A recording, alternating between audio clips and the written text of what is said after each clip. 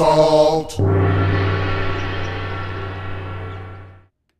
The Centers for Disease Control and Prevention, or the CDC, is one of the crown jewels in our public health system.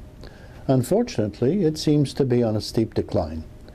In a recent CBS television interview, the CDC director stated that the organization didn't have enough funding to do the genetic typing of deadly outbreak microorganisms.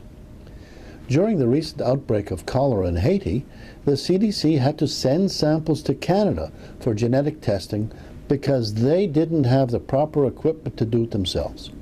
And that's why the CDC director went on TV to ask Congress for an additional $40 million to get the equipment.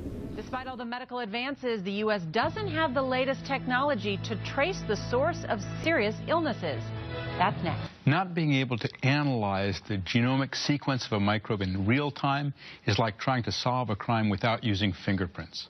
To fingerprint organisms using their genetic code, the CDC has requested $40 million from Congress for a combination of hardware and software. What was not mentioned was that the CDC had frittered away a similar amount of money on the director's pet anti-salt campaign that has accomplished nothing.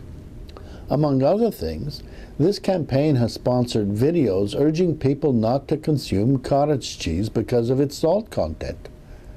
Bear in mind that Greek feta and Italian ricotta cheeses are staples in the heart-healthy Mediterranean diet, and they are far saltier forms of cottage cheese than anything we produce in the United States.